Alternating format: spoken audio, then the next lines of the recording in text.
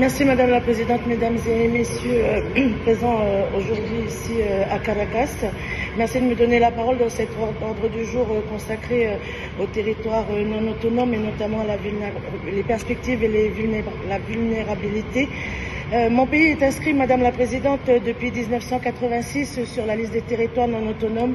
Vous êtes nombreux ici à avoir soutenu notre inscription et je souhaite prendre à témoin le comité de décolonisation de l'ONU ici à Caracas 38 ans plus tard sur la situation et également les perspectives qui se tient dans mon pays. Hier, vous avez pu entendre mes propos remplis de colère pour vous interpeller sur la situation explosive créée par l'État français et la puissance administrante de mon pays. Mais depuis ce matin, au nom du peuple kanak, je suis debout devant vous avec un cœur rempli de douleur et de tristesse.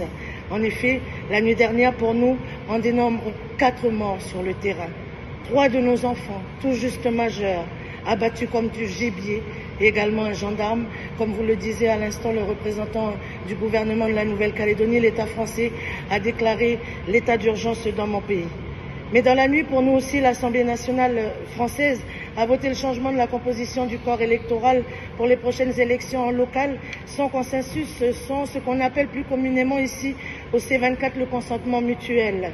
Le peuple kanak n'a eu de cesse de tendre la main, Madame la Présidente, dans le dialogue et le respect de l'autre. Nous n'avons pas pris les institutions par les armes où nous sommes majoritaires aujourd'hui. Nous avons été élus démocratiquement et nous œuvrons depuis 3 ans à réduire les inégalités sociales criantes. Il n'y a pas de terroristes dans nos rangs, Madame la Présidente. Aucun de nos enfants sont armés. Pourtant, cette nuit, 3 d'entre eux ont été abattus comme des chiens, laissés en sang sur le coltard, abattus par une milice pro-française qui défendent leurs biens là où mes enfants, nos enfants, ont défendu leur dignité. Madame la Présidente, le FLNKS a déposé les armes depuis 1988 lors de notre premier accord avec la puissance administrante. La France n'a pas honte, aucune honte, aucun cœur.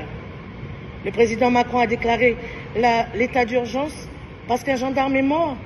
L'État Macron annonce d'envoyer l'armée chez nous.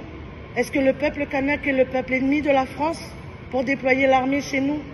Même pas 24 heures après la déclaration de l'état d'urgence, les perquisitions commencent.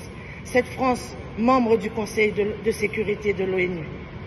Vous êtes peut-être pas très nombreux à connaître mon île ici, mais mon petit bout d'île du Pacifique est rempli de richesses naturelles et désormais placé au cœur d'une stratégie mondiale, soi-disant appelée l'axe Indo-Pacifique. Pour ce faire, Madame la Présidente, Mesdames et Messieurs le comité des 24, je vous demande encore une fois, comme je l'ai fait hier, j'insiste, au nom des perspectives qui peuvent être ouvertes sur le territoire non autonome de la Nouvelle-Calédonie, d'envoyer une mission de médiation dans notre pays, pas seulement une mission de visite.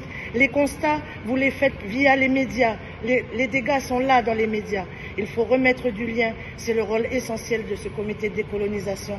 Je vous en remercie et je vous remercie de votre attention.